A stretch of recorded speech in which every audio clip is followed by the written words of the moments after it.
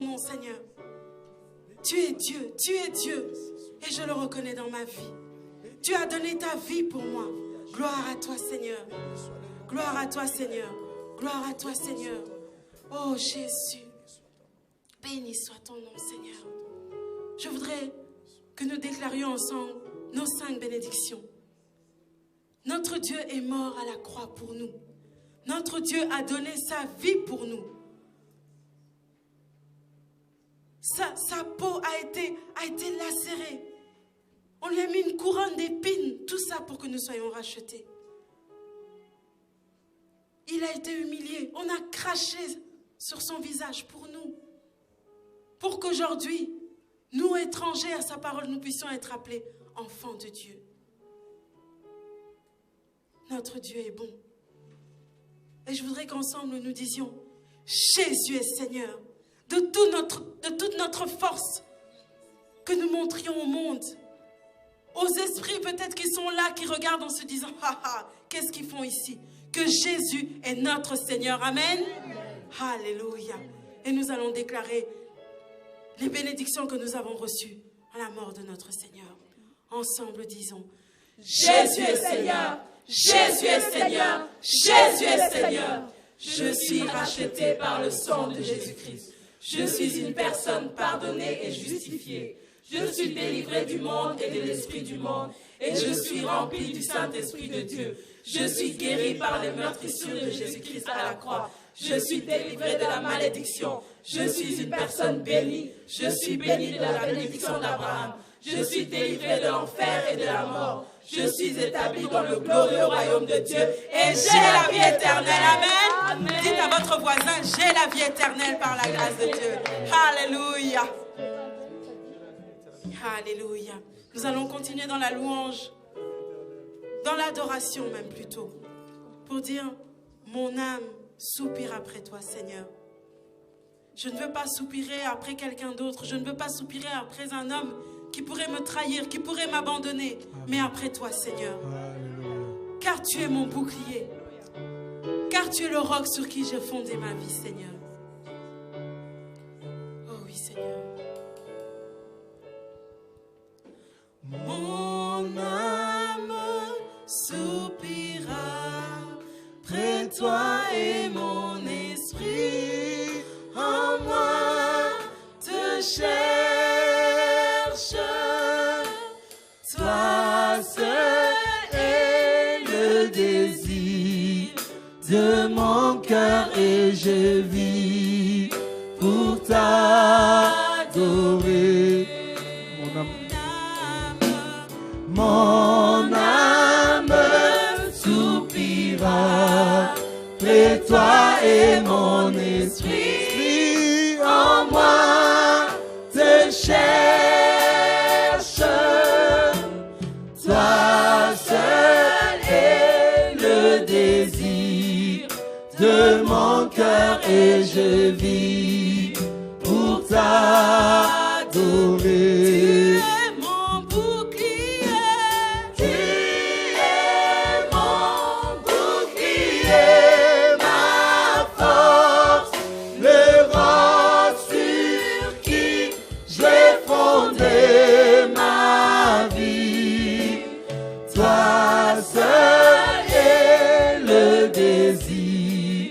De mon cœur et je vis pour t'adorer.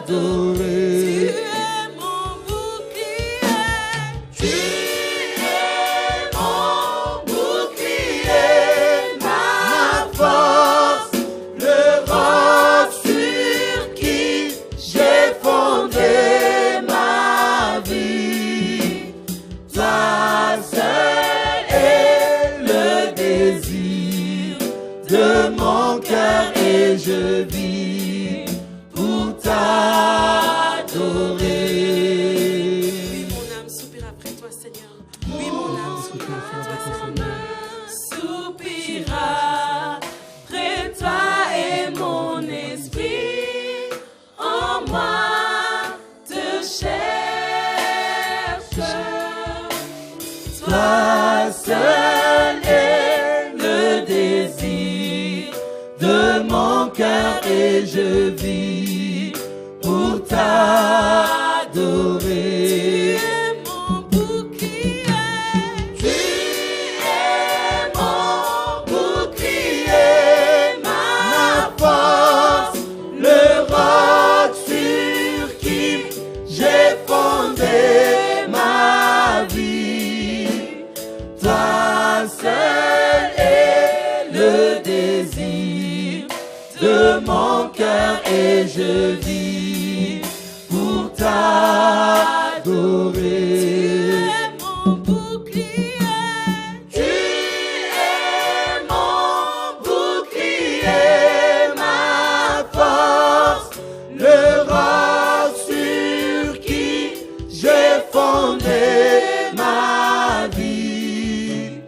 Toi seul est le désir de mon cœur et je vis pour t'adorer. Tu es mon bouclier, ma force, le roc sur qui j'ai fondé ma vie.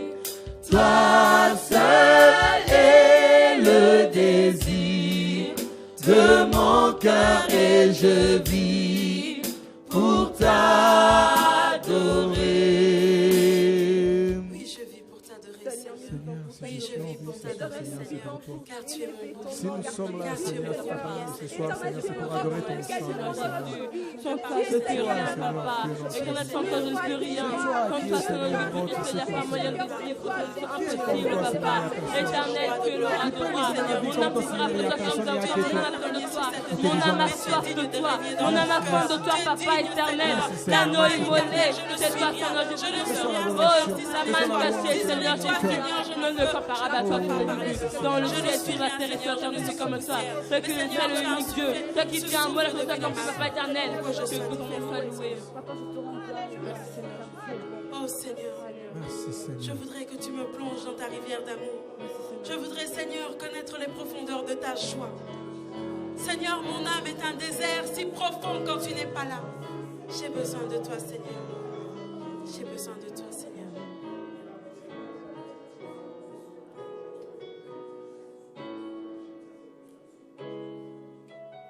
Plonge-moi dans ta rivière d'amour. Plonge mon esprit dans les profondeurs de ta joie.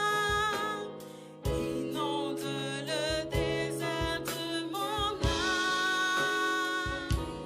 Par la douce pluie du ciel. Plonge-moi. Plonge-moi dans ta rivière d'amour. Plonge mon esprit dans les profondeurs de ta joie. Inonde le désert de mon âme par la douce pluie du ciel. Mon âme est rafraîchie quand ton onction m'envahit.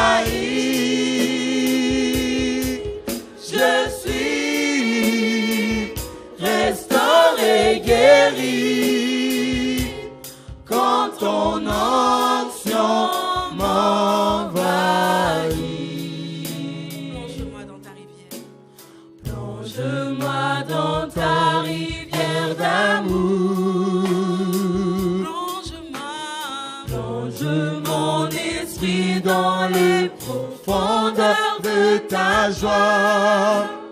Inonde le désert de mon âme par la douce pluie du ciel. Plonge-moi dans ta rivière d'amour. Plonge mon esprit dans les profondeurs de ta joie. Inonde le désert de mon âme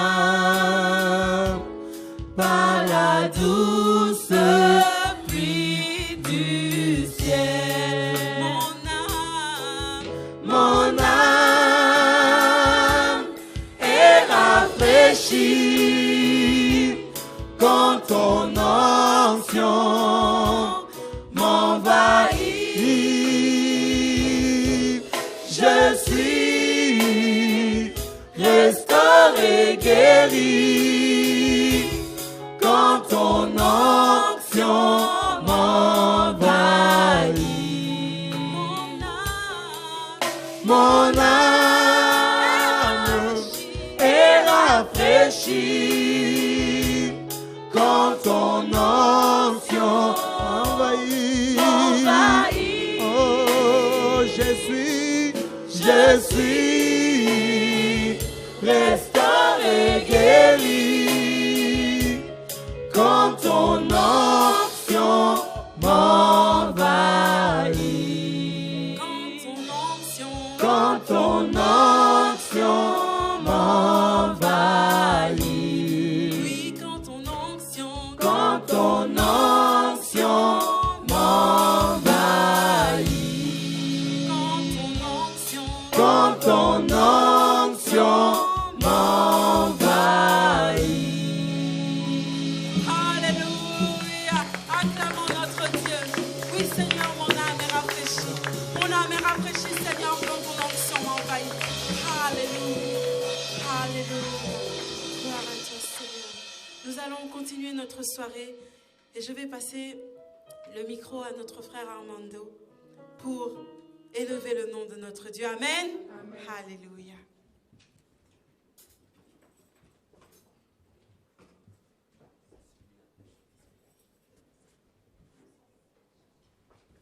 Est-ce que je peux avoir un pupitre, Carlos? Il y en avait un cet après-midi, je ne sais pas où il est.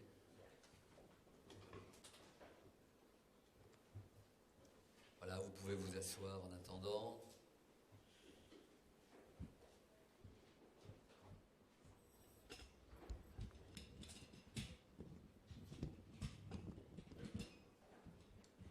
Impeccable.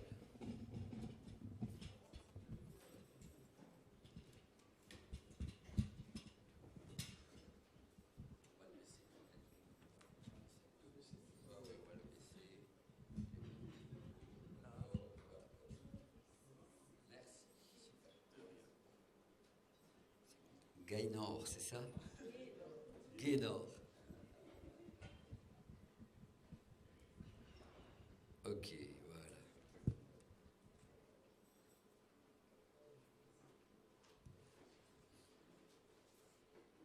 Voilà, bonsoir à tous. Vous allez bien? Qui était là ce matin? Levez la main. Quelques-uns. Qui n'était pas là? Quelques-uns aussi. Tu l'as l'appareil, ok, c'est bon. Impeccable. Voilà, en tout cas, je pense pour ceux qui étaient là, est-ce que vous avez passé un bon moment? Moi, j'ai passé un beau moment avec vous en tout cas, et je pense qu'on a été bénis ensemble. Hein? Et vous savez que les absents ont toujours tort. Parce que forcément, ça ne sera, même si vous leur racontez les choses, comme je l'ai dit hier, ça ne sera pas, ils n'auront pas vécu quelque chose ici.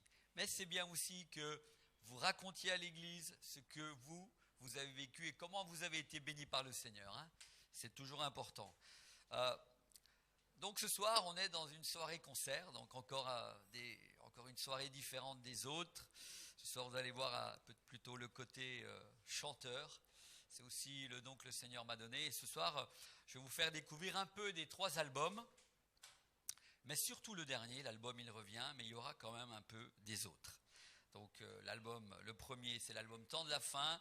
Le deuxième, l'album Le Grand Jour. Et le dernier, c'est l'album Il revient. Et donc, comme je vous ai dit, demain matin, je vous parlerai de ce thème sur le retour de Jésus. Vous verrez un thème très important et important de le prêcher pour que les uns et les autres, nous puissions vivre dans l'attente du retour du Seigneur. Et vous verrez aussi que par rapport à ça, c'est pas toujours évident, parce qu'aujourd'hui, le retour du Seigneur est quelque peu délaissé. Mais demain matin, on pourra aborder ce thème avec différents parallèles et vous verrez combien, comme je vous l'ai déjà dit hier, le Seigneur est à la porte. Bien, je me tourne vers la caméra. Je ne sais pas si le pasteur Adama est là-bas du côté de l'Afrique. Alors, pasteur Adama, bonsoir. Et voilà, j'espère que vous êtes devant votre ordinateur. En tout cas, on est content. Je suis content d'être dans l'église avec vos brebis. Et nous avons déjà passé de bons moments ensemble. Et puis, bonjour au Burkina, peut-être qui nous regarde, ou à toute l'Afrique. C'est vraiment une joie de pouvoir être ici. Même, voilà, on est très distant par la distance, mais on est près de cœur parce que nous avons le même Dieu. Amen. Voilà, maintenant, je me tourne vers l'auditoire, mais vous nous voyez quand même là-bas. Hein. Ok, alors, encore un petit coucou, pasteur Adama, peut-être son époux, je ne sais pas. Allez, on va démarrer cette soirée avec un premier chant qui fait partie du deuxième album. Et ce chant a pour titre « Jésus est là ». Et vous savez, si Jésus n'était pas là ce soir, ça ne servirait pas à grand-chose que vous soyez venus. Parce que ça ne sert à rien de se déplacer pour aller voir un homme. Un homme ne nous apportera jamais grand-chose. Mais par contre, si c'est un homme qui parle de la part de Dieu, si c'est un homme qui a quelque chose à dire par rapport au message de l'Évangile, alors je crois qu'au travers d'un homme, au travers d'un ministère, vous pouvez recevoir quelque chose. Mais ne glorifiez jamais un homme. Aujourd'hui, il y a ce qu'on appelle dans notre monde, j'en parlais d'ailleurs un tout petit peu, je crois avec le frère Johan tout à l'heure, aujourd'hui il y a ce qu'on appelle des têtes d'affiche. Il y a des gens qui se déplacent parce que c'est tel groupe de louanges, c'est tel serviteur de Dieu. Et pour finir, on met sur un piédestal des hommes ou des groupes, alors que ce n'est pas eux qu'on doit glorifier, c'est le Seigneur Jésus. Et moi, je peux reconnaître aussi dans un ministère, dans un groupe de louanges, chez un chrétien, une chrétienne, comme je vous en ai parlé déjà ces jours-ci, quelqu'un qui a réellement quelque chose du Seigneur Jésus. Amen. Ça se voit chez quelqu'un. Et quand quelqu'un est rempli du Seigneur, quand quelqu'un a une onction de Dieu, ça se voit. Mais ce n'est pas lui que vous devez mettre en valeur, mais dire Seigneur, merci pour ce ministère. Merci pour ce groupe de louanges, parce qu'il y a quelque chose de toi qui est en eux ou qui est en lui. Amen. Et la gloire doit revenir au Seigneur. Vous savez, dans la Bible, quand on lit les différents moments où des anges, simplement des anges, ont apparu à Daniel, par exemple, aussi dans l'Apocalypse, un ange est apparu à Jean. Qu'est-ce que fait Jean, par exemple, quand il voit l'ange? Il se prosterne pour l'adorer. Et qu'est-ce que lui dit l'ange? Non, relève-toi. Parce que quand on voit déjà rien qu'un ange, c'est quelque chose de glorieux. Mais un ange qui accepte l'adoration est déchu.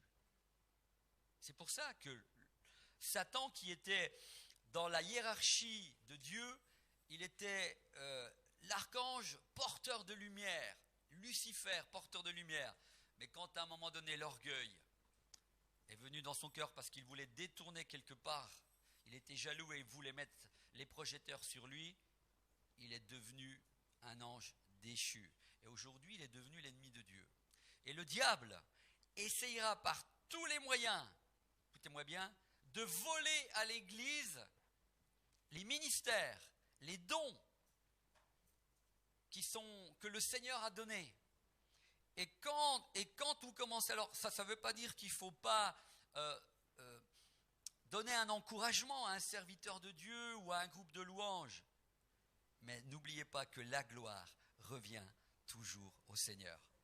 Je dis un encouragement, pas des choses pour essayer de flatter l'orgueil. Parce que la Bible dit que l'humilité précède la gloire, mais l'orgueil précède la chute. Très important, hein?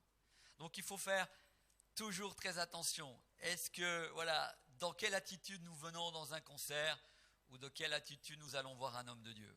Et moi, franchement, il y a des ministères que je respecte et que j'aime vraiment. Je vous ai parlé ces jours-ci, par exemple, de Reinhard Bonnke. Reinhard Bonnke est un homme connu beaucoup en Afrique, mais connu beaucoup en Europe et dans le monde entier. C'est un homme que je respecte. Pourquoi? Parce que c'est un homme tellement simple. Il a un message tellement simple en tant qu'évangéliste. Et aujourd'hui, cet homme qui a pris aussi un peu d'âge a commencé à donner le relais à un autre évangéliste qui s'appelle Daniel Kolanda. Je ne sais pas si vous recevez les nouvelles de Reinhard Bonnke, mais il a commencé à passer le relais à cet homme, ce jeune prédicateur qui s'appelle Daniel Kolanda. Et en cela, je vois que c'est un homme de Dieu. Parce qu'à un moment donné, il faut savoir aussi commencer à se retirer pour laisser la place à d'autres. Tout ça pour vous dire que, encore, si nous sommes, ou si ce sont des hommes de Dieu, vous allez voir des marques aussi de Dieu dans leur vie. Amen. Et donc ce soir, je veux vraiment être dans la joie avec vous et dire, Jésus est présent au milieu de nous. Amen. Et c'est ce que dit ce chant. Alors écoutez-le, c'est parti.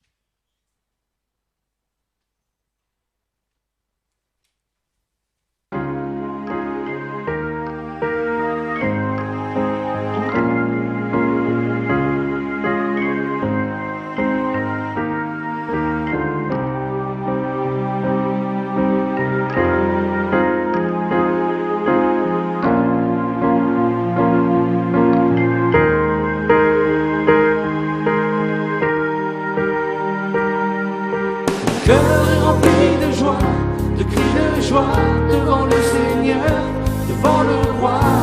J'élève ma voix pour proclamer sa gloire.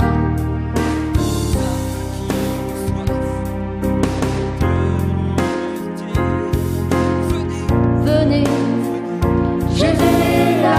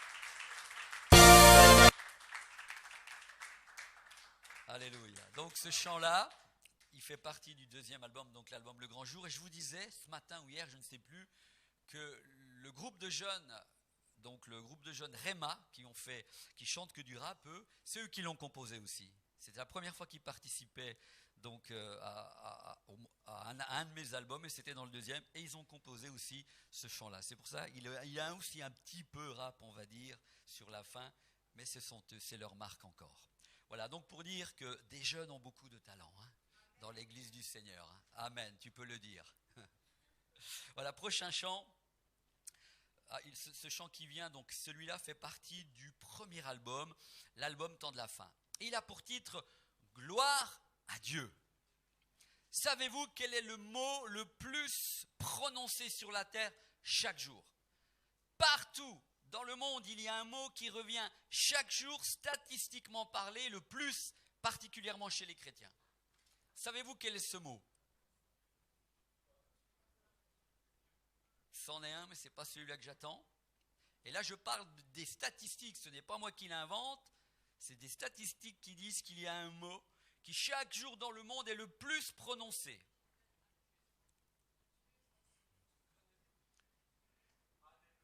Alléluia. Le mot qui est chaque jour le plus prononcé dans le monde, statistiquement parlant, c'est Alléluia. Parce que les chrétiens, lorsqu'ils sont bénis, il y a ce mot qui sort de leurs entrailles, qui sort de leur bouche pour dire « Merci Seigneur, gloire à toi, merci pour ce que tu as fait dans ma vie ». Est-ce que ce n'est pas vrai?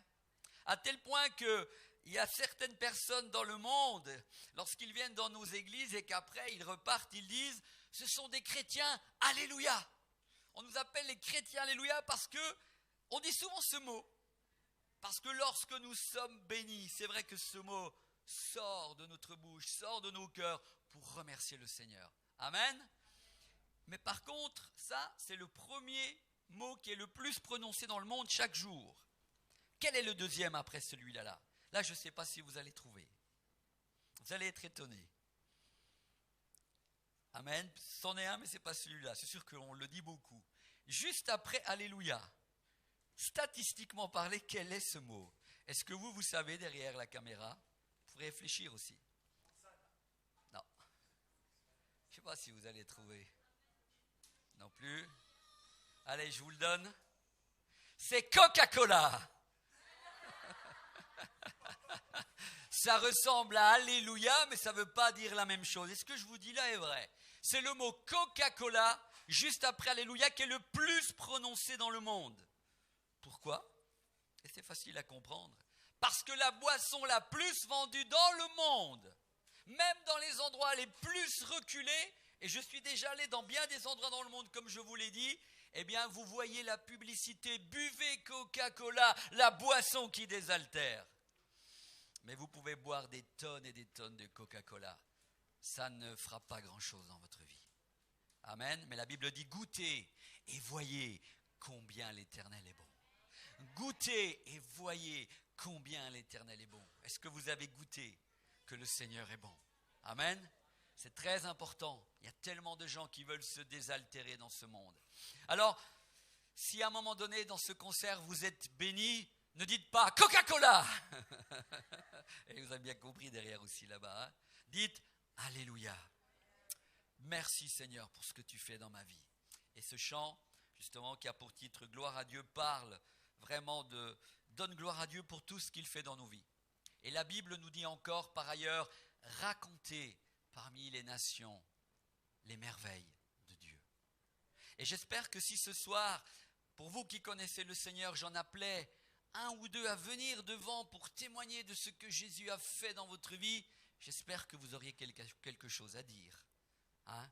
C'est très important. Et je ne pourrais pas comprendre qu'un chrétien me dise « Mais moi, Dieu, il ne fait rien dans ma vie. » Mais Dieu fait tous les jours. Si nous sommes attentives aux merveilles de Dieu dans notre vie tous les jours, il agit. Tous les jours, il agit. Même ici en Europe.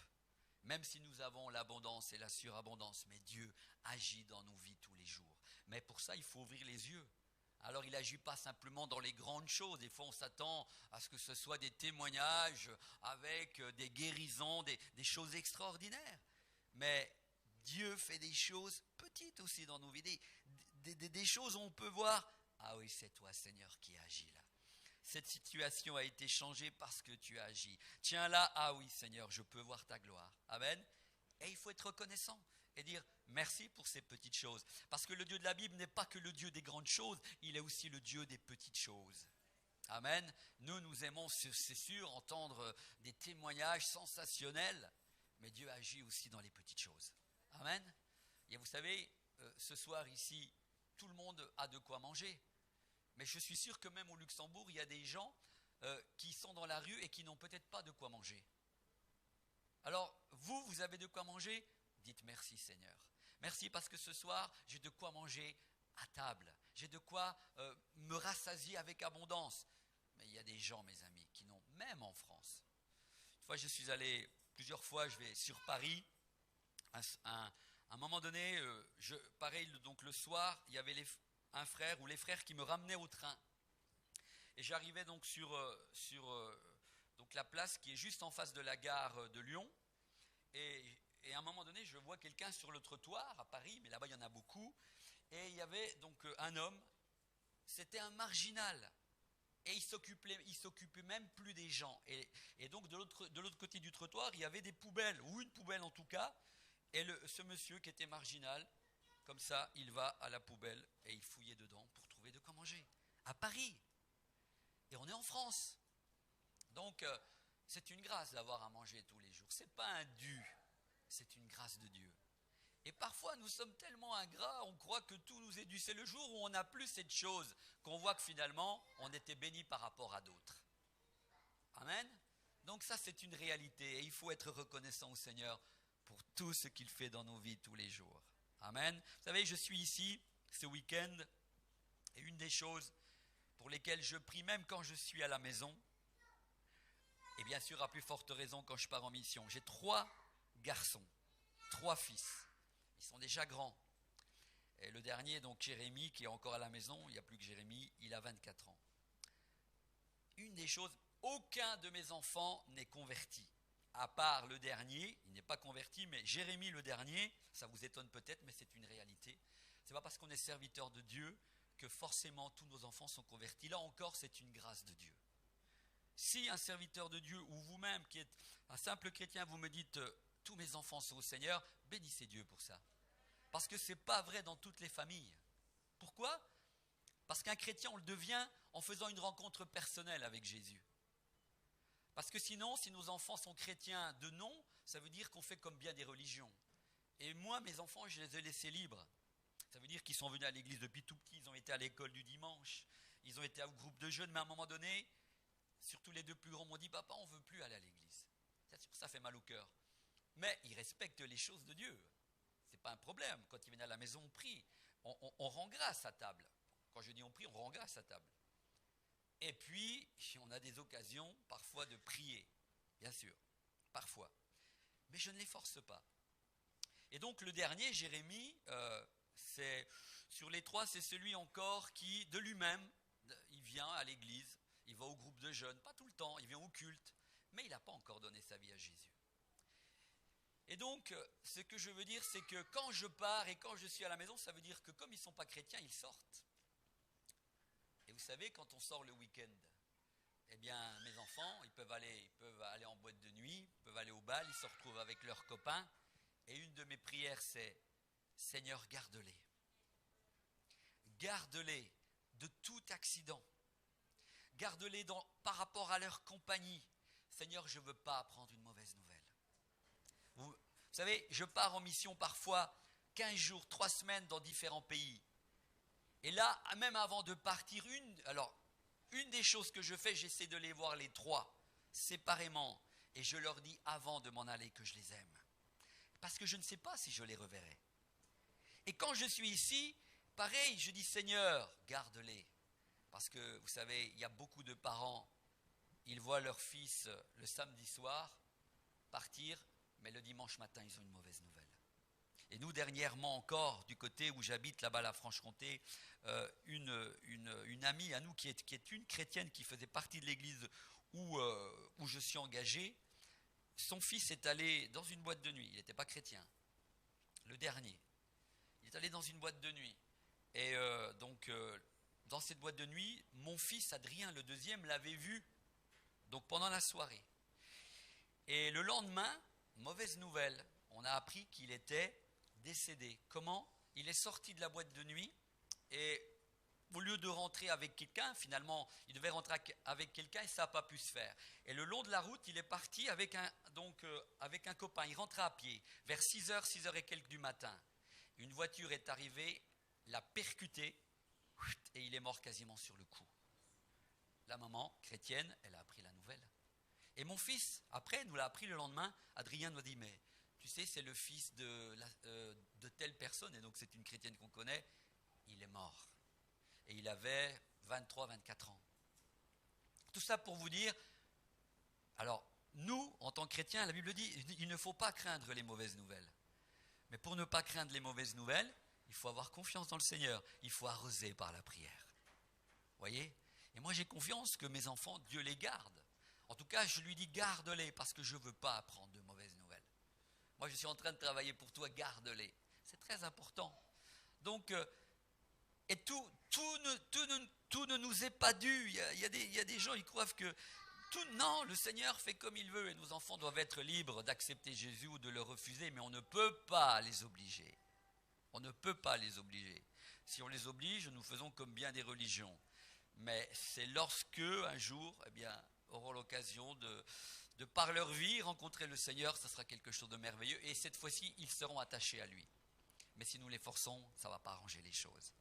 Donc moi, je continue à prier pour mes enfants et j'espère et je le crois qu'un jour, non seulement j'arrose quand je pars et par rapport, c'est vrai que le week-end, c'est moins évident. Je me dis, Seigneur, garde-les particulièrement, mais j'essaie d'arroser tous les jours.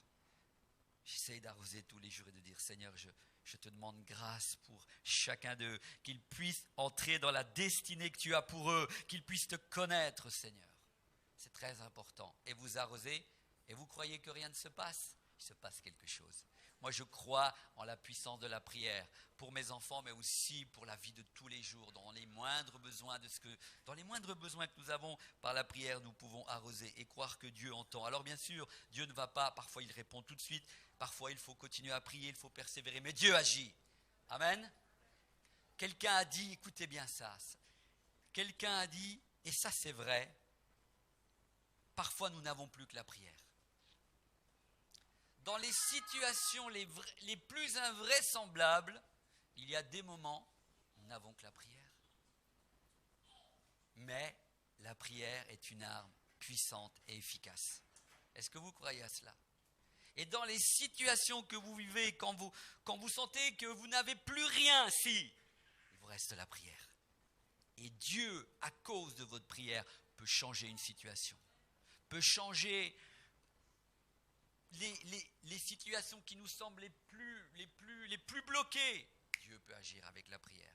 Et combien d'exemples comme ça dans la Bible? Combien d'exemples comme ça dans la Bible? Regardez, je pense encore à cet homme dans la Bible qui, à un moment donné, le roi Ézéchias. Cet homme, le prophète vient le voir et lui dit, il avait bien commencé sa vie, mais vers la fin, il s'était détourné du Seigneur. Et à un moment donné, le Seigneur, pareil, envoie un prophète voir le roi Ézéchias. Et il lui dit ceci, c'est très dur, écoutez bien. Le Seigneur me dit de te dire qu'il faut que tu te prépares et que tu donnes des ordres parce que tu vas mourir. Vous avez déjà lu ça dans la Bible? C'est marqué dans Ésaïe 38. Et quand il entend ça, c'est comme un coup de couteau qu'il reçoit, c'est un choc. Dieu vient lui dire au travers du prophète, maintenant il faut te préparer, tu donnes des ordres, parce que tu vas mourir. C'est terrible. Et lui, il est dit qu'à ce moment-là, il a tourné sa tête et il a commencé à pleurer. Et il a dit, à ce moment-là, il commence à pleurer, et je me l'imagine comme ça, peut-être contre le mur, et il dit, Seigneur, mais souviens-toi qu'autrefois j'ai marché avec toi, je t'ai été fidèle, j'essaie d'actualiser le texte. Le prophète part, entre-temps Dieu reparle au prophète, lui dit, retourne voir Ézéchias et dis-lui que j'ai entendu sa prière et que j'ai vu ses larmes. Dieu entend nos prières. Dieu voit quand quand on est sincère. Et Dieu m'a dit de te dire qu'il rallonge ta vie de 15 ans. C'est la Bible qui le dit. Et sa vie a été prolongée de 15 années. Dieu est un Dieu extraordinaire. Amen. Allez, c'est parti, on écoute.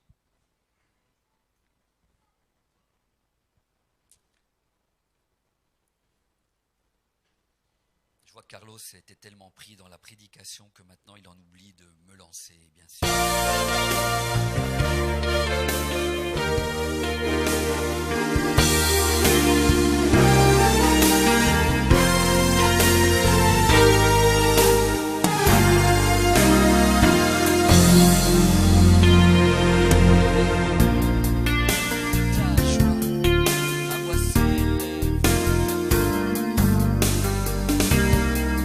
Je proclame ta majesté.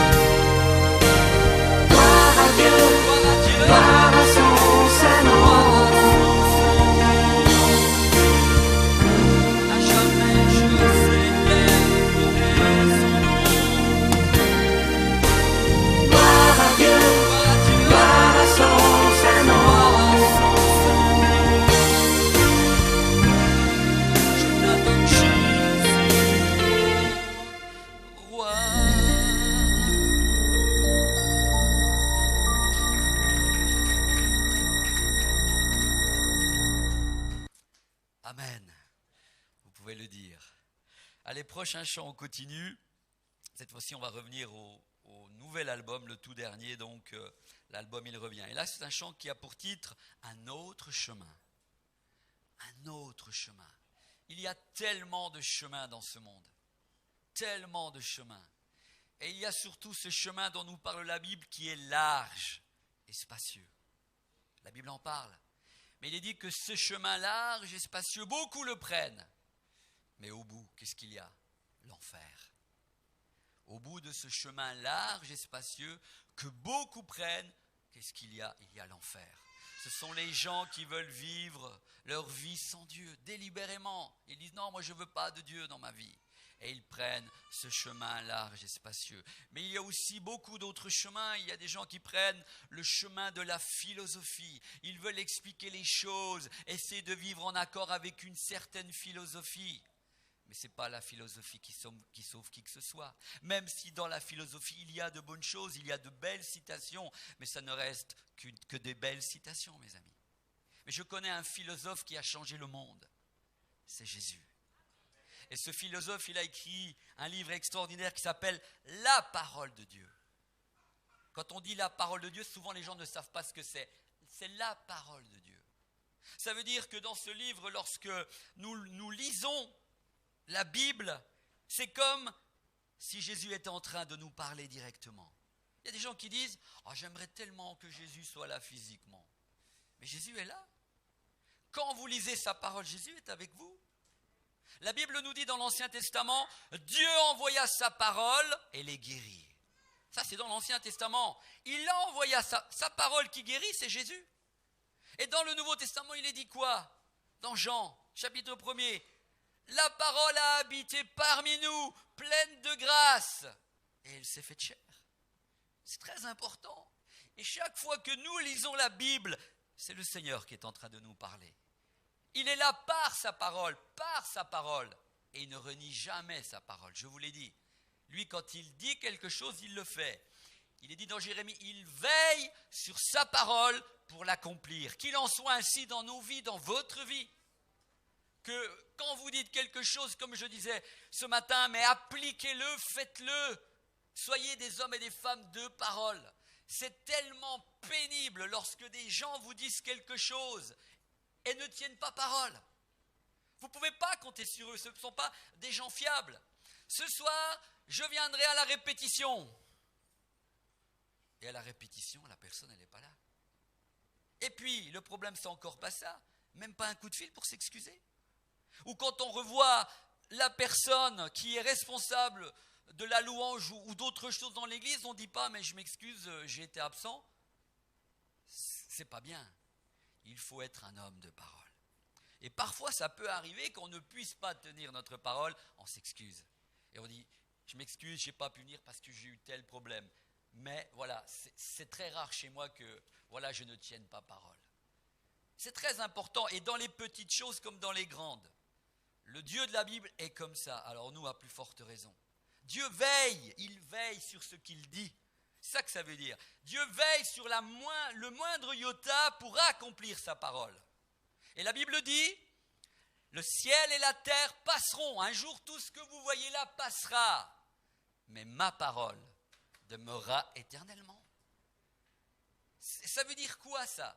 Ça veut dire que le monde, tout ce que vous voyez un jour n'existera plus. Mais tout ce que vous avez lu dans la Bible au sujet d'un homme, selon le monde, qui s'appelle Jésus, ce Dieu de la Bible, quand vous le verrez au ciel, vous n'allez pas arriver en disant « c'est pas le Jésus que j'ai connu quand j'étais sur la terre. » Si, le Jésus que vous avez connu dans la Bible, ce qu'il a dit, dans le ciel, il parlera de la même manière quand vous le rencontrerez. C'est pour ça qu'il est dit « Le ciel et la terre passera, mais ma parole demeurera éternellement. » Ça veut dire que quand vous allez voir Jésus dans le ciel, parce que nous le verrons un jour, si nous sommes fidèles jusqu'à la fin, Jésus ne va pas commencer à parler autrement que ce qu'il y a décrit dans sa parole. Il est la parole qui s'est faite chair, il parlera de la même manière. Est-ce que nous parlons toujours de la même manière? Une fois nous disons une chose, et après, ah ben non, je ne t'avais pas dit ça. Soyons des gens honnêtes, on peut se tromper. Même entre frères et sœurs, mais dire oui, c'est vrai, je m'étais engagé, je t'avais dit ça, je n'ai pas tenu parole. Mais des fois, on essaie de trouver plein d'excuses pour dire mais non, on discute. Non, il n'y a pas à discuter quand on a tort. Et ceux qui ont raison avec Dieu, c'est ceux qui ne discutent pas et qui disent ok Seigneur.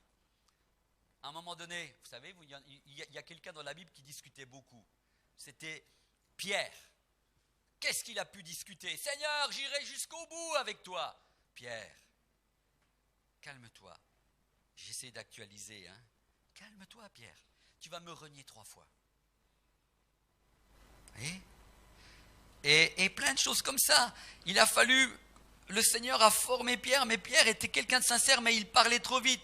Il ne tenait pas parole. À un moment donné, quand on le voit aussi, et dernièrement, c'était un sujet d'une convention où j'étais, Et donc le sujet de cette convention dans les églises haïtiennes, c'était « Que t'importe, toi, suis-moi ». C'était le sujet de la convention. Et c'est le Seigneur qui dit ça à Pierre. Il lui dit « Pierre, que t'importe Jean ?» Parce que dans le contexte, on voit que bientôt, enfin tôt ou tard, donc le Seigneur donne sa mission à Pierre, ce qu'il doit faire. Mais Pierre sait que derrière, on le voit dans le texte, il y a Jean qui est derrière, qui le suit, l'apôtre Jean. Et il est en train de dire, mais quelque part, comment il va lui aussi mourir? Il voulait savoir. Et le Seigneur lui dit, que t'importe toi? T'occupe pas de Jean, comment il va mourir ou qu'est-ce qui va se passer dans sa vie. Toi, suis-moi. Et le Seigneur, c'est ce qu'il nous dit aussi à nous. Des fois, on a envie de s'occuper de la sœur, du frère. Toi, que t'importe? Toi, suis-moi. Suis-moi, marche avec moi. Je t'ai donné un ordre de mission, ne t'occupe pas des autres. Mais pour dire que Pierre, il a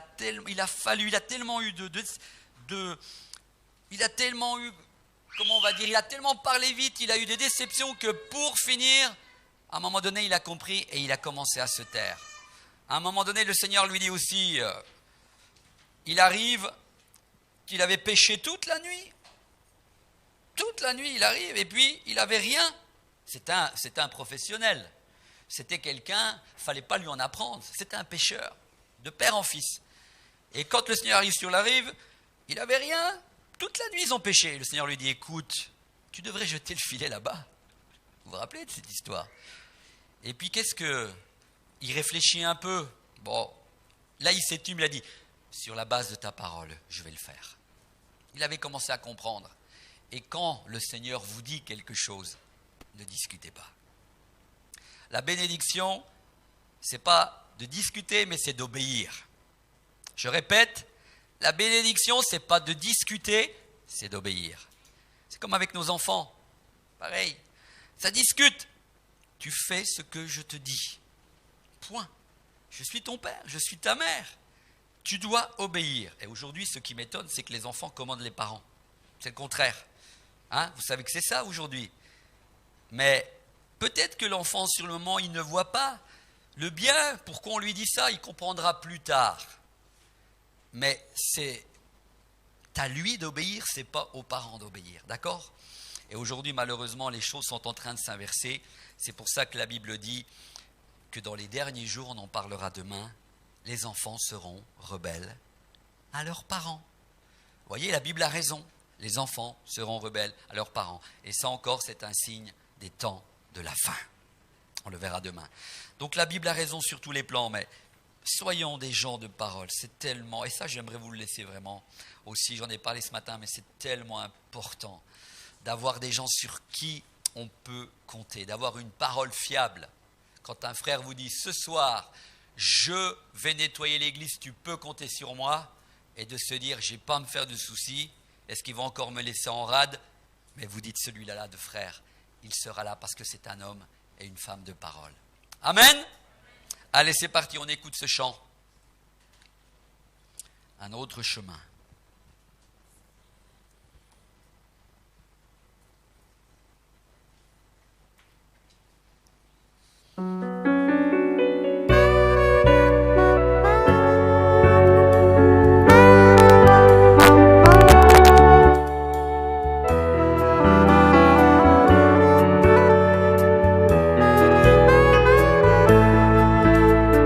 J'ai cherché en vain la paix profonde.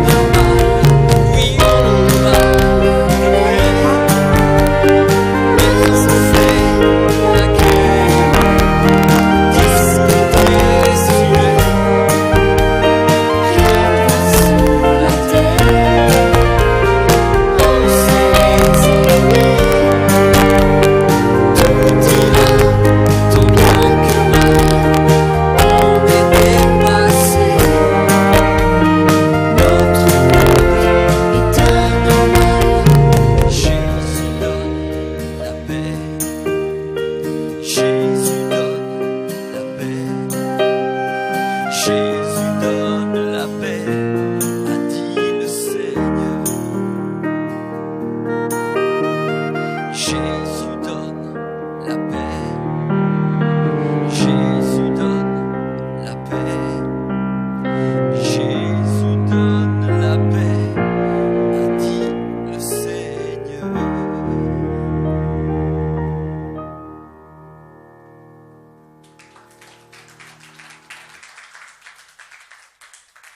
On passe au 4.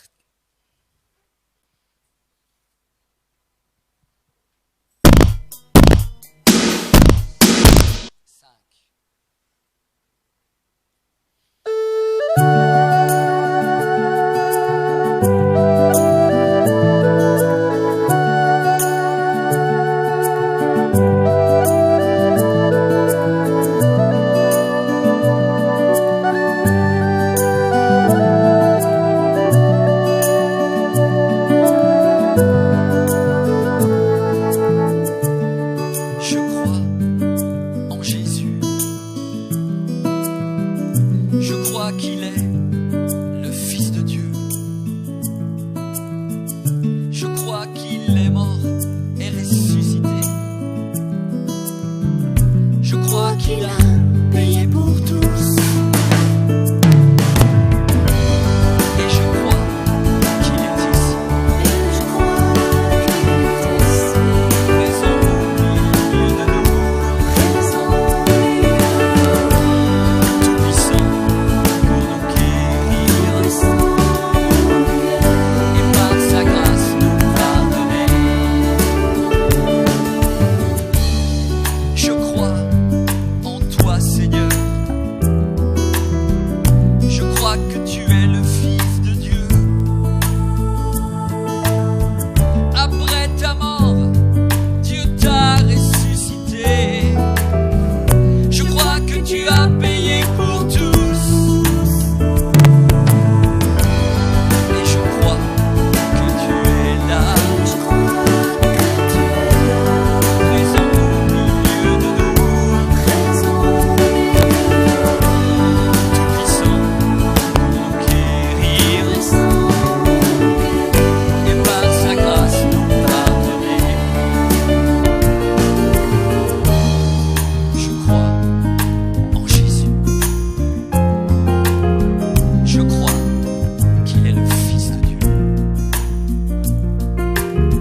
Je crois qu'il est mort et ressuscité. Je crois qu'il a payé pour tous. Et je crois qu'il est ici, au présent, au milieu de nous, tout puissant pour nous guérir. Et par sa grâce, oui, nous pardonner. Et je crois que tu es là, présent au milieu de nous, tout puissant pour nous guérir. Et par sa grâce nous pardonner. Et je crois que tu es là, présent au milieu de nous,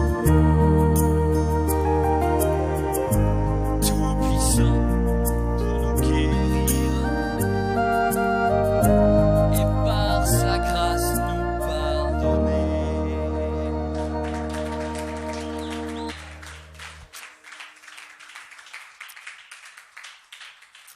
Alléluia. Tellement puissant ce chant. Il revient, Nathan. Tellement puissant, tellement important de proclamer ces paroles de Jésus. Et vous savez, quand on chante ça et quand on proclame ça, eh bien les démons ne peuvent pas tenir. Là, ils s'en vont vite parce qu'ils ont horreur d'entendre que Jésus est le Fils de Dieu, qu'il est mort et qu'il est ressuscité et qu'il a payé pour tout le monde. Pour moi, mais aussi pour l'humanité. Et ce sont des paroles qu'il faut proclamer et dire à nos amis. Amen. Allez, on continue avec toujours ça c'est dans le nouvel album. Et toujours dans le nouvel album maintenant, celui qui a donné le titre à l'album, c'est le rap que vous allez entendre. Et c'est « Il revient ». Ce chant nous parle du retour du Seigneur. Je l'ai déjà dit hier. Et ce sont aussi les jeunes, donc le groupe Réma qui l'ont composé. Mais écoutez plutôt. Vous allez voir qu'on peut aussi rapper même à 49 ans. C'est parti.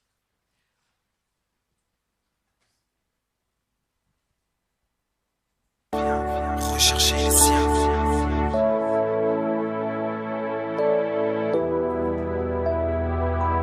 Il revient, n'attends pas demain. Il revient, rechercher les siens.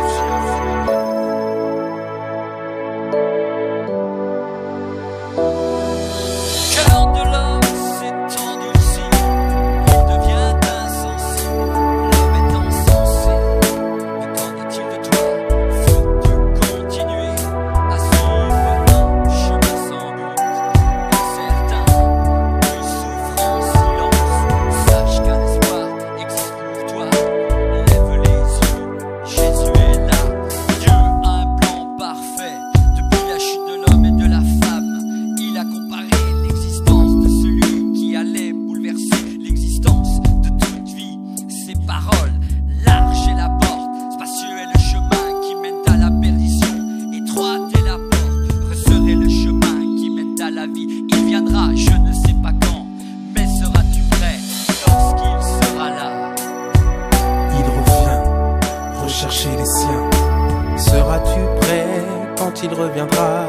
Seras-tu prêt quand il sera là?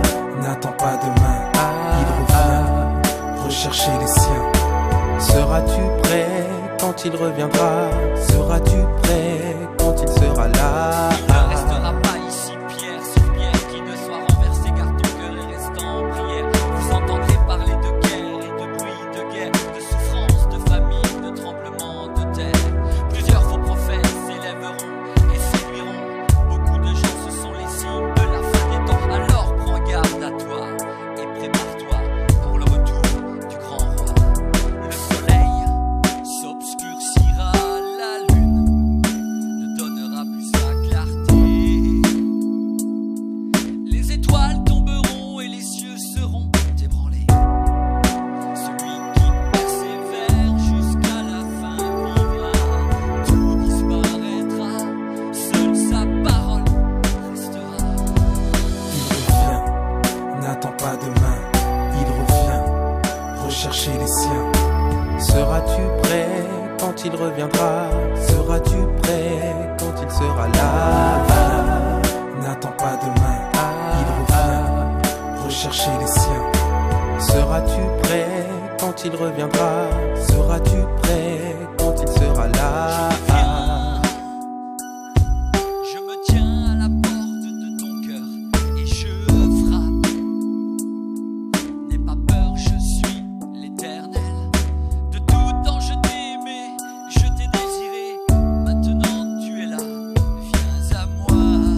Je te veux près, je ne veux pas te perdre. Mon fils, ma fille, écoute-moi. Je suis mort à la croix pour toi, pour te libérer de tout ce qui t'éloignait de moi. Il revient, n'attends pas demain, il revient, rechercher les siens. Seras-tu prêt quand il reviendra?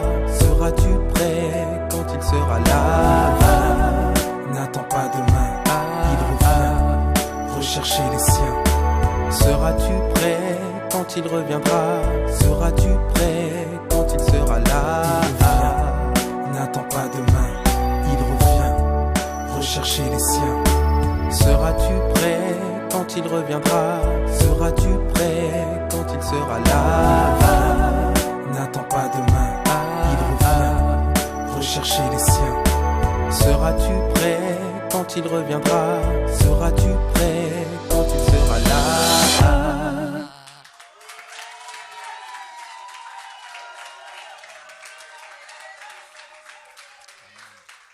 Amen. Alors comme je vous le disais, on peut rapper à 49 ans. C'est un des chants que j'ai le plus travaillé. pour rapper, c'est vrai que ça prend un peu de temps, mais on y arrive avec un peu d'exercice. Hein. Voilà, mais c'est un très beau chant. Ils ont vraiment fait un beau texte. Et voilà, c'est eux que vous entendez dans le refrain. C'est le groupe Rema, 3 jeunes que j'aime beaucoup. Allez, on va se détendre un peu avec un country. Il y a toutes sortes de musiques donc, dans l'album. Et là, il y a toujours des country aussi. Et là, c'est l'histoire d'un cow-boy qui avait un problème avec l'argent. C'est parti, Carlos. Je vous emmène avec moi.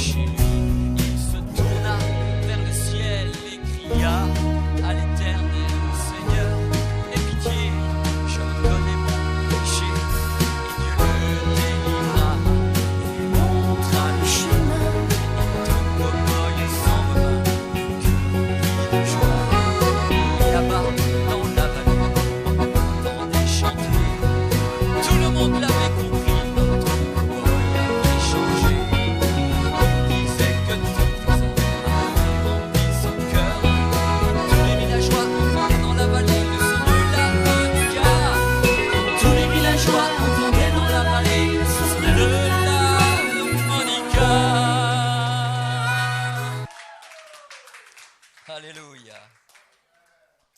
Alléluia.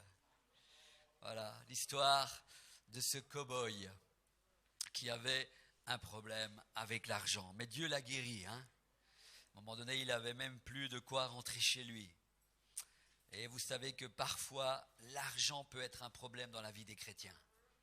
Quelqu'un a dit même, quand le Seigneur nous touche, il nous touche d'abord au niveau de notre vie, la conversion, mais parfois il a besoin de nous toucher une deuxième fois au niveau de notre porte-monnaie. Parce qu'il y a des gens qui sont liés avec l'argent, même en tant que chrétiens. Et l'argent, c'est le dieu Mammon. La Bible nous dit que ceux qui sont liés avec l'argent, c'est le dieu Mammon. Il faut pas que ce soit que nous soyons serviteurs de l'argent, mais l'argent doit être notre serviteur. Amen. C'est très important. Et si peut-être ici, il y a quelqu'un parmi vous qui est lié avec ce problème de l'argent, ce Dieu Mammon, alors dites Seigneur, délivre-moi de cela. Et vous savez que dans la Bible, combien de fois Jésus dit qu'il sera difficile aux riches de rentrer dans le royaume de Dieu. Pourquoi ? Parce que c'est des gens qui ont ce problème dans leur vie, ils croient tout acheter avec l'argent. Mais on ne peut pas tout acheter avec l'argent. On ne peut pas acheter le salut. La Bible dit dans le psaume 49 qu'on ne peut pas acheter le salut. Jésus a payé le prix fort à la croix. Mais je veux vous dire une chose. Pourquoi la Bible est claire là-dessus ? Psaume 49. Parce que si des gens qui ont de l'argent pouvaient acheter le ciel, ils le feraient. Ils le feraient. De même qu'à l'heure où je suis en train de vous parler, il y a déjà des gens riches qui ont réservé au niveau de la fusée, je ne sais pas quoi, pour 2000, je ne sais plus combien, ils ont déjà réservé, ça coûte des millions, pour pouvoir aller faire un tour dans l'espace avec cette fusée. Parce que, voilà, il y a des gens, ils croient tout acheter. Et c'est vrai qu'on peut acheter beaucoup de choses. Mais l'argent ne fait pas le bonheur. Il y participe. Mais ce n'est pas l'argent qui fait le bonheur. La preuve, on parlait ce matin de suicide. Il y a des gens qui ont des millions et des millions. Et regardez parmi le showbiz. Des gens qui avaient beaucoup d'argent, mais ils avaient tellement beaucoup d'argent qu'ils étaient seuls. Apparemment, beaucoup de gens autour d'eux.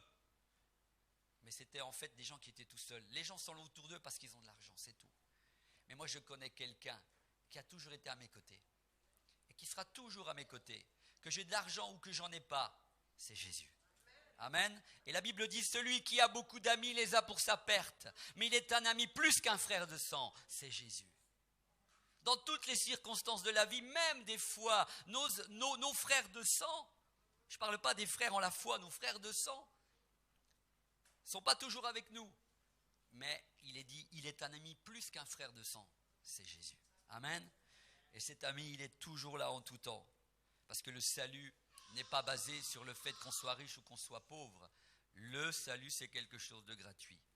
Et qu'on y croit ou qu'on n'y croit pas, Jésus a payé le prix pour toi. Même si tu dis, moi je ne crois pas en Dieu, je ne crois pas en Jésus, je ne crois pas qu'il a payé pour moi, il l'a fait quand même.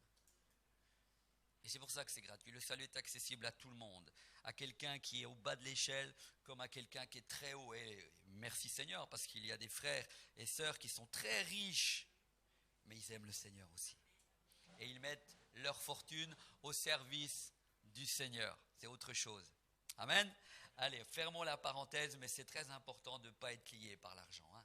C'est très important d'être libéral dans les choses de Dieu. On va continuer maintenant un autre sujet. J'aimerais encore prendre quelques instants, le temps passe très vite. Dans ce dernier album, je voulais rendre hommage à ma mère. Déjà dans le deuxième album, j'ai rendu hommage à mon père. Donc il y a une chanson qui s'appelle « Tu me manques papa » dans le deuxième album, l'album Le Grand Jour. Et puis en 97, ma maman, elle est décédée, alors que moi je suis d'origine portugaise. Hein. Et demain je suis content parce que nous aurons un culte aussi avec... Donc des frères et des sœurs portugais africains, puisqu'il y a aussi en Afrique ce qu'on appelle la lusophonie, je crois. Lusophone, c'est ça. Et donc ce sont ceux qui parlent aussi portugais. Et donc demain j'aurai beaucoup de joie de vivre aussi ce culte avec eux. Et donc moi je suis d'origine portugaise, je suis venu en France à l'âge de 6 ans. Donc je parle la langue portugaise. Je la parle, j'ai du mal à la prêcher. Par contre, hein. Parce que quand il faut débiter, quand on prêche, il faut parler, il ne faut pas s'arrêter toutes les 5 minutes. Donc je n'ai pas cette aisance-là. Mais, donc demain je serai traduit. Johan, j'espère que j'aurai un traducteur demain, un bon traducteur dans l'ensemble.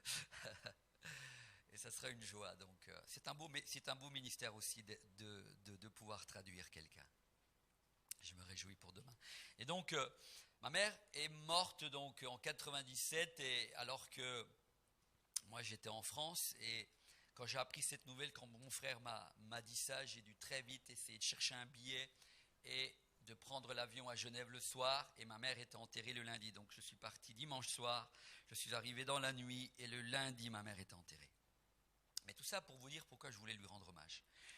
Aussi bien à mon père qu'à elle, c'est ce que j'ai fait au travers de ces 2 chansons que j'ai composées. Moi, je crois que c'est très important de dire aux gens, quand ils sont de leur vivant, que nous les aimons. Vous savez, pour moi, mon père, j'avais du mal, j'ai toujours eu du mal, parce que mon père, d'apparence, c'était quelqu'un de dur. Mais est-ce que, parce que quelqu'un d'apparence est dur, est-ce que ça veut dire qu'il est mauvais? Non, ça c'est le jugement. J'en ai parlé ce matin. Il ne faut pas juger les gens au premier coup d'œil. Et c'est vrai que mon père d'apparence était quelqu'un de dur. Mais mon père j'ai toujours vu mon père depuis toujours, il a toujours fait de son mieux pour amener du pain à la maison. Il a toujours travaillé. Moi je suis le dernier d'une famille de 6 enfants, 4 frères et 2 sœurs. Je suis le dernier. Mais j'ai toujours vu mon père travailler et nous amener de quoi manger, se lever tôt pour travailler. travailler, il a immigré en France, on est venu beaucoup plus tard. Et mon père, c'est sûr que je n'avais pas le même contact avec mon père qu'avec ma mère. Ma mère, elle est plutôt avenante. Mon père, c'était le contraire. Mais, et pareil, mon père est décédé subitement. Il était à l'hôpital, il y a quelques années de ça aussi, alors qu'il s'était fait opérer d'une prothèse de hanche. Ça s'était bien passé au niveau de l'opération. Et la veille de sa mort, j'étais dans sa chambre, mais il n'était pas trop bien. Je suis parti et j'avais l'image de mon père quand j'ai fermé la porte, qui avait le masque à oxygène, il n'était pas bien. Et le lendemain, j'ai appris la nouvelle, donc on m'a téléphoné, c'était ma femme qui m'appelait, qui m'a dit ton papa est décédé. Et c'était la première fois que dans la famille, en France, on perdait quelqu'un d'aussi proche. Et ce que j'ai regretté, où je veux en venir, c'est que moi je n'ai pas eu le temps de dire à mon père que je l'aimais. J'aurais tellement voulu le lui dire, papa, tu comptes pour moi. Je sais que d'apparence tu as l'air dur et moi je n'ai jamais entendu ton je t'aime. Mais vous savez, on peut dire aussi, même si on ne le dit pas avec les mots, mais il y a différentes façons de dire je t'aime aussi à quelqu'un. On peut le dire aussi par sa vie, par la consécration qu'il a eue vis-à-vis de sa famille. Et moi, mon père, je sais qu'il a toujours fait de son mieux. Et j'aurais tellement voulu lui dire, mais papa, tu comptes pour moi. Papa, je t'aime. Et je n'ai pas eu le temps de le lui dire. Ma mère, c'était une autre relation avec elle. Ma mère, je lui ai dit tellement de fois que je l'aimais. Et ma mère, donc, quand elle est décédée, je n'ai pas eu le temps de la voir entre-temps, mais je lui avais dit plusieurs fois. Et ce qui s'est passé aussi, quand ma mère est décédée, donc au niveau de la maison qu'on avait au Portugal, ma sœur, qui avait débarrassé, elle avait retrouvé dans les affaires de ma mère une carte postale qu'elle avait gardée. Et cette carte postale, c'était la première fois que j'étais allé, il y a des années de cela, donc faire ma première mission à l'étranger, c'était en Martinique. Et quand j'étais là-bas, je lui avais envoyé une carte postale à ma mère. Et dans cette carte postale, je lui disais, mais maman, je suis ici en Martinique, je suis venu faire une mission, je sers le Seigneur. Et je lui avais dit, maman, je t'aime. Je lui avais marqué sur cette carte postale. Et je crois que ma mère avait toujours gardé cette carte postale parce qu'il y avait ce je t'aime. Et je pense, parce que nous, on n'était pas toujours au Portugal, on y allait peut-être tous les 2 ans. Et ma mère, je pense que de temps en temps, cette carte qu'elle avait gardée, elle la ressortait et elle voulait lire que son fils l'aimait. Et il n'y a rien de plus important que de dire aux gens de leur vivant, je t'aime. Papa, je t'aime. Maman, je t'aime. Mon ami, ma grand-mère, tu comptes pour moi. Je n'ai pas eu le temps de dire à mon père que je l'aimais. Ça a été une blessure dans mon cœur. Et j'ai dû cheminer avec ça. Et le Seigneur m'en a guéri. Mais c'est vrai pour un père, c'est vrai pour une mère, mais c'est vrai aussi pour nos enfants. Un enfant a besoin d'entendre « Mon fils, je t'aime ». Comme un père a besoin d'entendre de son fils aussi, ou de sa fille qu'il l'aime. Il n'y a rien de plus beau que de dire à son père ou à sa mère « Tu comptes pour moi, je t'aime papa, je t'aime maman ». Et rien de plus beau aussi que de respecter ses parents. J'ai toujours respecté mon père et ma mère. Et la Bible dit « Honore ton père et ta mère, afin que tes jours soient prolongés sur la terre. » C'est un commandement de Dieu. C'est un commandement qui est accompagné d'une promesse. C'est incroyable ce qu'il est dit là. Honore ton père et ta mère, et si tu le fais, même tes jours sur la terre, je vais les prolonger. Je crois à cela. Parce que dans l'Ancien Testament, quelqu'un qui n'honorait pas son père et sa mère, vous savez ce qui arrivait? On le tuait sur le champ. Ça, c'était la loi. On ne pouvait pas manquer de respect à son père et sa mère aujourd'hui. Comme je vous disais tout à l'heure, je suis effaré de voir ces émissions qu'on nous passe à la télé, le grand frère, enfin, avant c'était Super Nanny, des gamins de 5 ans ou des jeunes de 15, 16 ans qui disent des choses à leurs parents.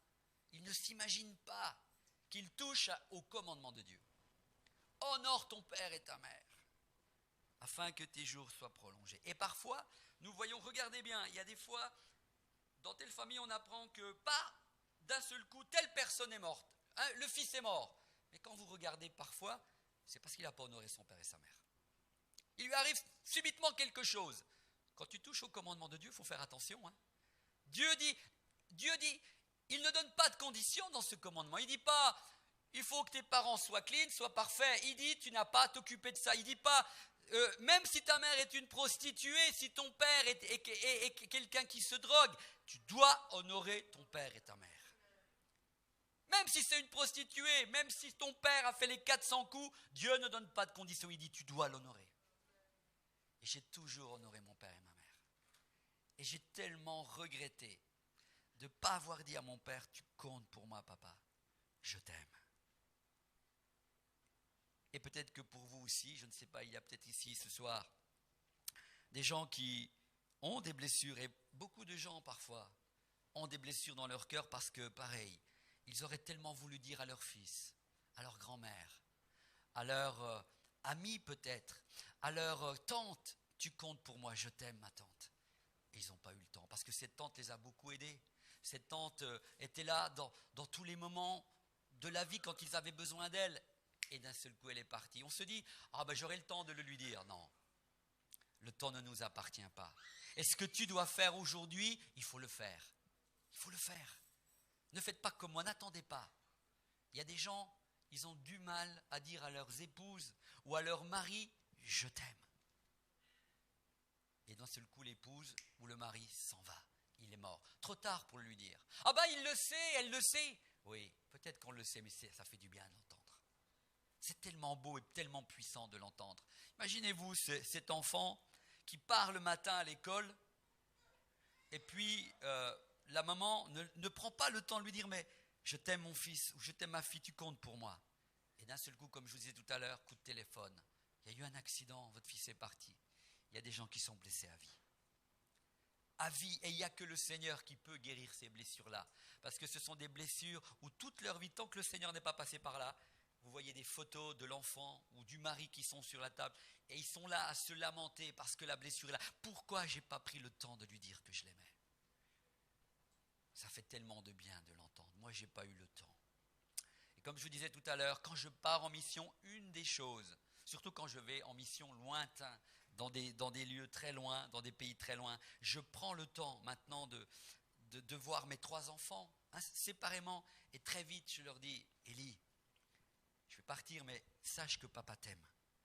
Et alors lui, le plus grand me répond et me dit, moi aussi papa. Et ça me fait tellement bien de l'entendre. Le deuxième, pareil, Adrien, j'ai l'occasion, je lui dis, écoute, tu sais que je vais partir en mission, mais voilà, sache que je t'aime. Pense à moi quand je serai en mission, mais je veux te dire que je t'aime. Et lui, il me répond aussi, moi aussi papa. Puis enfin, le troisième, Jérémie, il est un peu... C'est plus difficile. Je dis alors, Jérémie, tu sais que papa va partir, mais j'aimerais aussi te dire que je t'aime. Parce que comme je vous dis, je ne sais pas si je les reverrai. Même si je suis un serviteur de Dieu, qui peut dire qu'il reviendra? Qu'est-ce qui peut m'arriver? Je ne sais pas. Et c'est important, je veux qu'ils sachent que je les aime. Et le dernier, quand je lui dis ça, alors il a plus de mal à donner la réciprocité en disant, papa, moi aussi, parce qu'il est un peu plus timide, il a du mal à sortir ce mot, mais je sais qu'il m'aime. Et je respecte. Mais c'est tellement important qu'ils le sachent. Dites aux gens que vous aimez de leur vivant qu'ils comptent pour vous et que vous les aimez. Amen. Et si vous n'avez pas respecté vos parents, réparez. Allez leur dire, maman, papa, je n'ai pas été correct avec toi, mais je te demande pardon. Parce que vous savez, je vais vous dire une chose. Il y a 2 mots sur la terre qu'on a du mal à sortir de nos lèvres. Savez-vous c'est lesquels?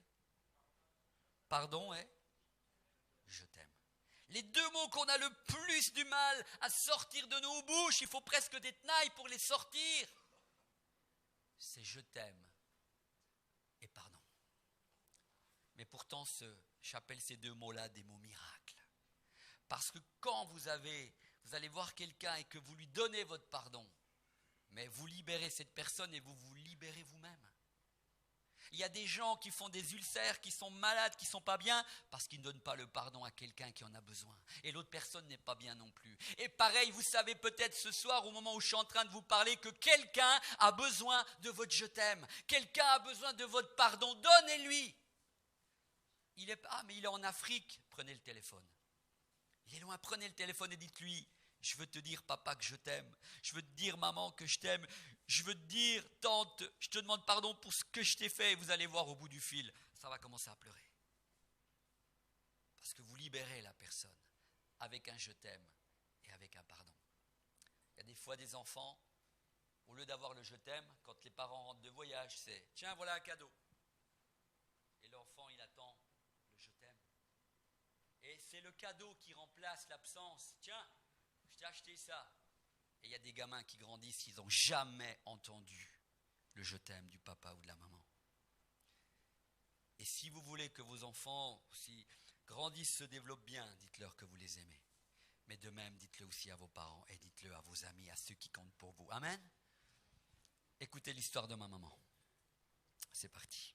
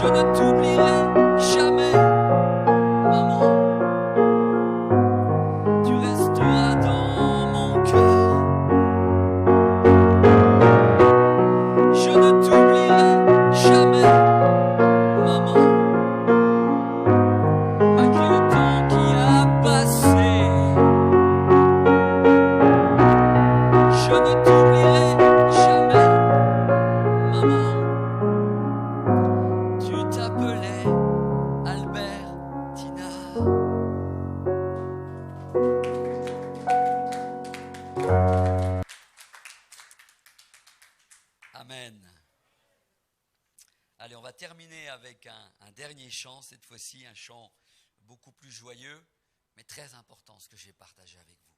Ce soir, Si vous avez l'occasion, si le Seigneur vous a touché, s'il y a quelqu'un qui a besoin de votre je t'aime ou de votre pardon, allez voir la personne demain ou ce soir, ou prenez le téléphone. Et vous verrez que quand vous allez faire cette démarche, le Seigneur va vous aider. Et vous allez voir les réconciliations que vont opérer ces deux mots. Amen. Allez, dernier chant avant de nous quitter et de faire un ou deux appels avant. Ce chant, il fait partie du... Alors celui-là, il est sur le dernier album, mais le tout dernier fait partie du deuxième album. Et il a pour titre « M'approcher de Dieu, c'est mon bien ». Et j'espère que ce soir, le fait de vous être approché du Seigneur avec moi, ça vous a fait du bien. C'est Asaph qui disait cela, hein. Psaume 73, verset 28, si j'ai bonne mémoire, 25. Il est dit, à la fin de ce psaume 73, il dit « Seigneur, ce qu'il y a de meilleur pour moi, c'est m'approcher de toi. » Et pour chaque chrétien, c'est ce qui doit être le meilleur pour nous, c'est de nous approcher du Seigneur. Quand vous avez un problème, avant d'aller voir le pasteur, une sœur très spirituelle, allez d'abord voir le Seigneur. La meilleure des réponses, c'est celle que le Seigneur vous donnera. Et c'est le cas, lisez le psaume 73, vous verrez que la réponse qu'il attendait, il l'a eue du Seigneur. Parce que dans ce contexte, il est dit qu'Asaph, qui était le chantre, le chef de la chorale sous David, à un moment donné, il est dit qu'il a commencé à porter envie aux gens du monde. Il dit, ils sont pleins d'embonpoint, ils ne se soucient de rien. J'allais quelque peu tomber, glisser.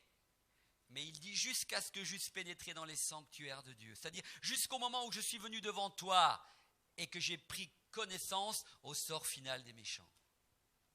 Et le sort final des méchants, de ceux qui disent « Je ne veux pas de Dieu dans ma vie », c'est qu'un jour ils seront en enfer.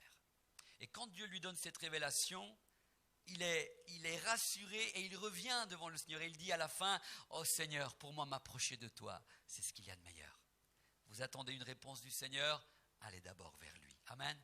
Allez, vous allez chanter ce chant avec moi, le tout dernier, le 10. Je vais vous inviter à le chanter après avec moi, vous verrez, c'est un beau chant. Et ça va vous entraîner aussi. Allez, c'est parti.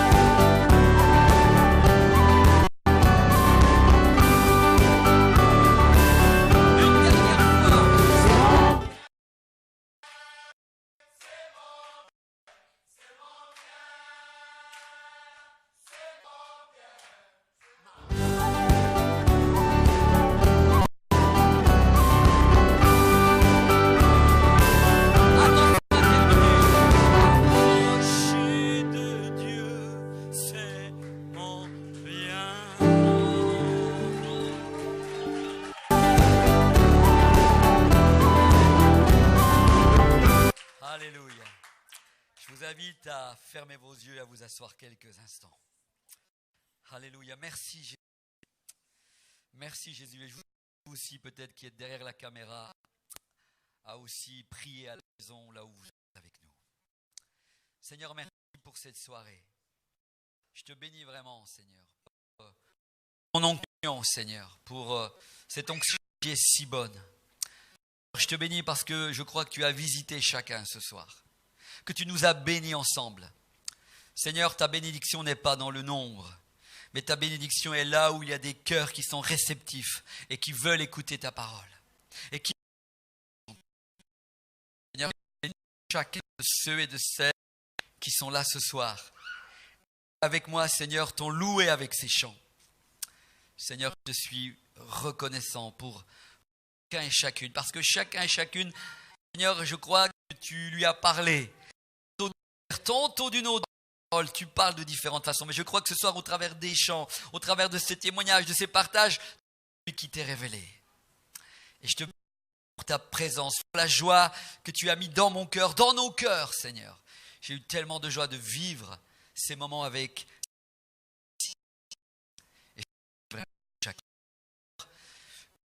te demander de bénir aussi ce soir peut-être les personnes qui sont là pour la et peut-être que tu es venu à ce lieu pour la première fois, tu as été invité et on t'a dit viens à un concert chrétien, tu vas entendre des musiques peut-être différentes de ce que tu as l'habitude et tu es venu ce soir et tu es là et je veux croire que tu as été touché. Aussi j'aimerais te donner l'occasion de repartir différent de ce que tu es venu. Et si ce soir il y a ici quelqu'un qui ne connaît pas le Seigneur, c'est important que tu puisses repartir en faisant la paix avec Jésus. Parce qu'il y a certaines choses qui dans ta vie te tourmentent. Le péché te tourmente. Le seul qui peut te pardonner ces péchés, le seul qui peut t'apporter la paix, alors que tu es troublé par rapport à tout ce que tu as pu faire par le passé et ces péchés viennent te rappeler ton passé. Tu aimerais même ne plus y penser. Quand tu vas au lit, le soir, il y a des choses qui viennent dans ta tête et que tu regrettes. Tu pourras jamais les enlever toi-même. Mais le seul qui ce soir peut changer quelque chose dans ta vie, c'est le Seigneur Jésus. Et j'aimerais t'inviter ce soir là où tu es à ta place. Si tu ne connais pas encore le Seigneur, j'aimerais te dire, donne-lui ta vie. Donne-lui ta vie. Qu'est-ce que tu as à faire? Eh bien, c'est tout simple. Ce soir, là où tu es à ta place, j'aimerais te dire, lève la main. En signe comme quoi, ce soir, tu veux que Jésus puisse venir dans ton cœur, y habiter. Tu peux simplement dire, Seigneur, j'ai besoin de toi. Et ce que le prédicateur dit, je veux le vivre. Et je te prie, Seigneur, viens dans mon cœur. Et si tu laisses le Seigneur faire sa demeure, dans ton cœur ce soir, eh bien, tu vas repartir beaucoup plus léger. Pourquoi? Parce que quand le Seigneur vient dans un cœur qui est troublé, lui, il apporte la paix. Et il apporte le pardon de tes péchés. Le seul qui ce soir peut venir sur ta vie au travers de ce qu'il a fait à la croix, au travers de ce sang qui a coulé. La Bible dit que le châtiment qui nous donne la paix est tombé sur lui. Et c'est dans ces meurtrissures que nous sommes guéris. Et je te prie ce soir, là où tu as ta place, est-ce que tu vas accepter le Seigneur? Est-ce que tu veux lui donner ta vie? Est-ce que tu veux recevoir le pardon de tes péchés? C'est possible. Je te prie simplement maintenant, si tu le veux, s'il y a ici quelqu'un, lève la main en signe comme quoi tu veux donner ta vie à Jésus. Mais là, je m'adresse à des gens qui n'ont jamais donné leur vie au Seigneur. Je ne m'adresse pas à des chrétiens. Si vous avez déjà donné votre vie au Seigneur, ce n'est pas la peine de relever la main encore une fois. Le Seigneur vous a pris au sérieux le jour où vous l'avez fait. Et je m'adresse ici ce soir à quelqu'un qui n'a jamais donné sa vie à Jésus. Y a-t-il ici ce soir quelqu'un qui n'a pas donné son cœur au Seigneur? Si c'est le cas, je te demanderai simplement de lever la main là où tu as ta place. Si tu n'as pas l'assurance que tes péchés sont pardonnés, c'est très important que tu puisses le faire. Y a-t-il ici quelqu'un pour la dernière fois qui veut simplement lever la main et dire « Seigneur, je te donne ma vie ». Alors je ne vais pas insister comme hier, le but c'est pas ça, mais je crois que tu peux aussi simplement quand tu rentreras à la maison, eh bien faire cette démarche.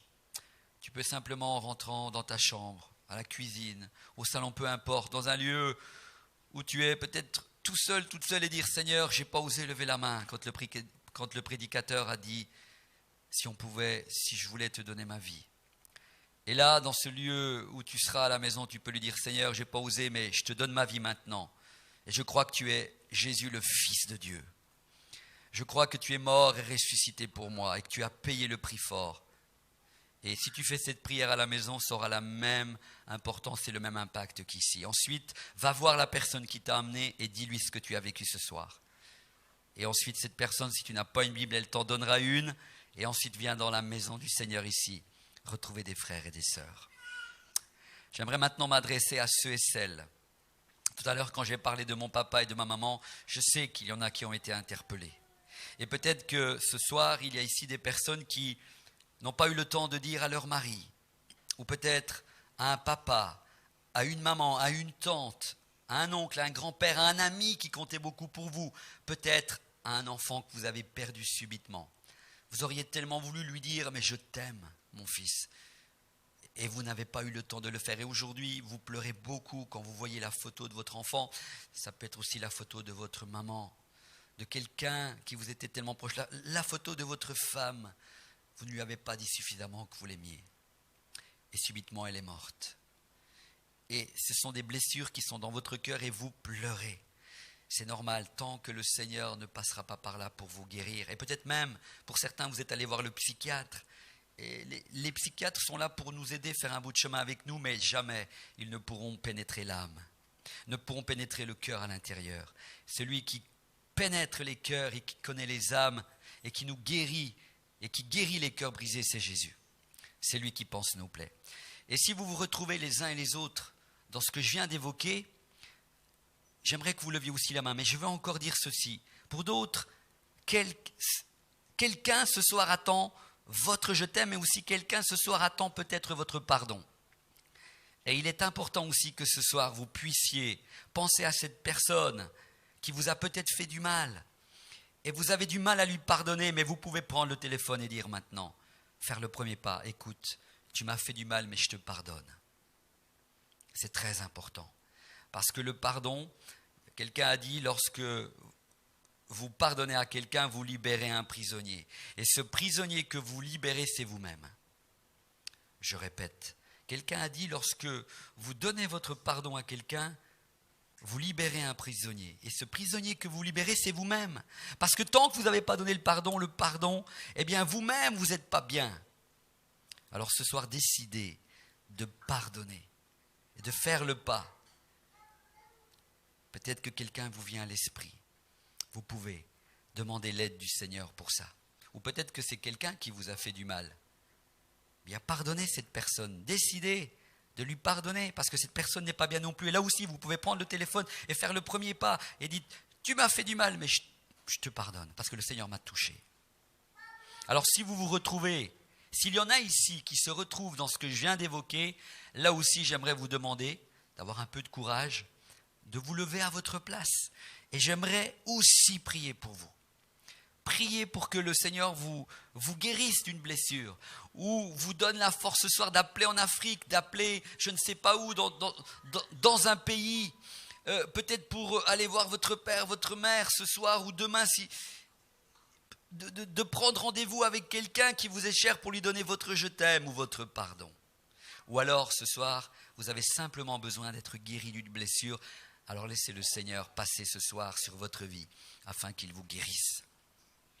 Y a-t-il ici des gens qui se retrouvent, oui merci, qui se retrouvent dans ce que je viens d'évoquer? Est-ce qu'il y en a d'autres? J'aimerais prier pour vous dans ce sens. C'est très important. Dans ce moment, il y a aussi une bénédiction à prendre. Je crois que le Seigneur veut vous bénir pour vous aider à faire cette démarche que vous devez faire ou alors recevoir la guérison du Seigneur. Comme moi, j'ai reçu la guérison du Seigneur par rapport à mon père. Je n'ai pas eu le temps de le faire, mais le Seigneur m'a aussi guéri. J'aurais tellement voulu le lui dire. Mais je n'ai pas eu le temps. Et le temps, vous savez, ne nous appartient pas.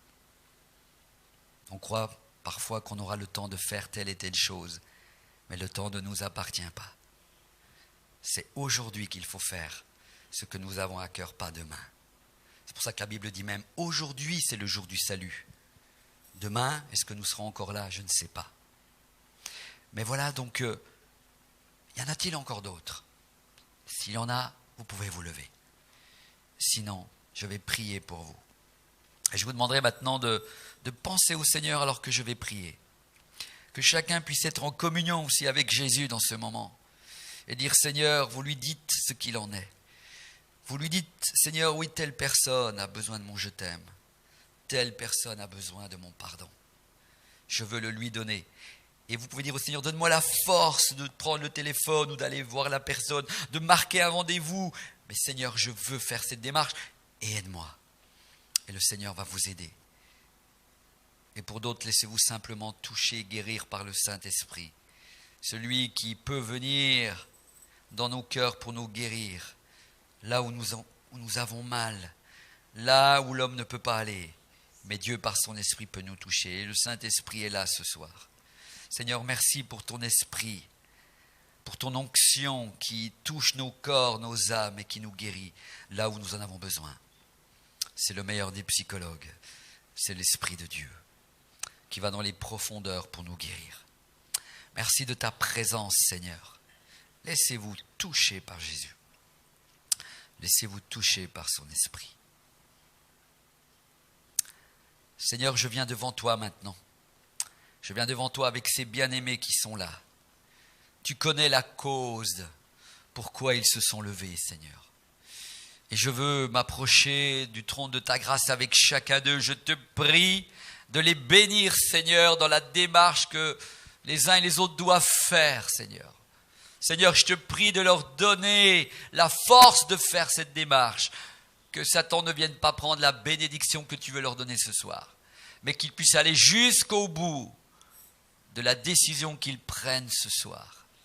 Je prie au nom de Jésus que vous puissiez aller jusqu'au bout de cette démarche. Et je crois qu'il va y avoir des réconciliations, il va y avoir des pleurs, des embrassades.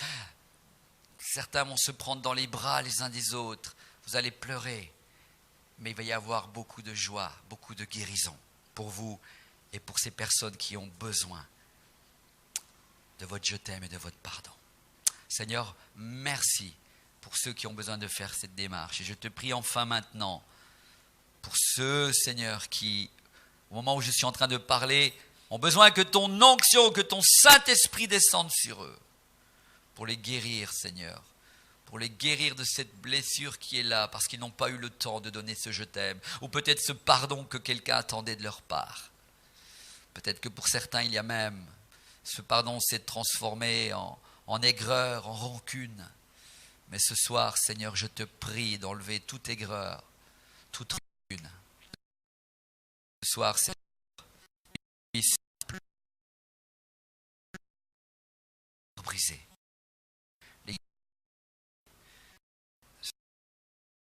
Jésus.